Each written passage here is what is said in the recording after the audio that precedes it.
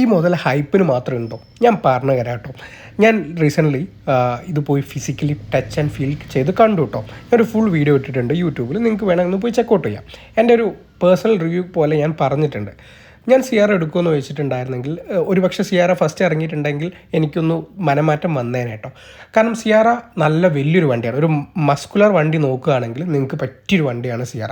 Test drive ചെയ്തിട്ടില്ല, ഈ എഞ്ചിനും കാര്യങ്ങളൊക്കെ പുതിയതാണ്, അപ്പോൾ നമ്മൾ ടെസ്റ്റ് ഡ്രൈവും കാര്യങ്ങളൊന്നും ചെയ്തിട്ടില്ല. പക്ഷേ വണ്ടി ഓക്കെയാണ് കണ്ടിട്ട്. അത്യാവശ്യം നീറ്റ് പ്രൊഡക്റ്റാണ്, നല്ല രീതിയിൽ പണിയെടുത്തിട്ടുണ്ട്.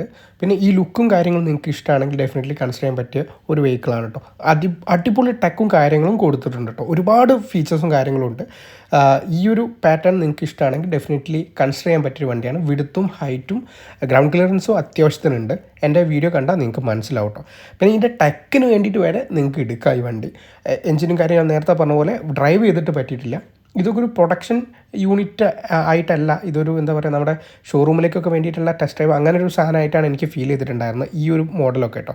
അപ്പോൾ ഇനി കറക്റ്റ് റോഡിലൊക്കെ ഇറങ്ങി കഴിഞ്ഞിട്ട് നമുക്കറിയാൻ പറ്റും. ഇതാണ് ഇതിൻ്റെ മ്യൂസിക്കിൻ്റെ ക്വാളിറ്റി കേട്ടോ. നിങ്ങളൊന്ന് കേട്ട് നോക്കൂ. അടിപൊളി സീരിയസ് ഉണ്ട്. ഞാൻ സത്യം പറഞ്ഞാൽ നേരത്തെ ഇട്ടപ്പോൾ ഇവിടെ സ്പീക്കർ ഇട്ടപ്പോൾ ഞാൻ ഇവിടുന്നാന്ന് വിചാരിച്ചു കേട്ടോ. സത്യം പറഞ്ഞാൽ നിങ്ങൾക്ക് വേറെ മറ്റേ വലിയ സ്പീക്കർ സെറ്റപ്പിൻ്റെ ആവശ്യം ഉണ്ടാവില്ല ഈ വണ്ടി വാങ്ങിയിട്ടുണ്ടെങ്കിൽ എന്നാണ് എനിക്ക് തോന്നുന്നത് കേട്ടോ.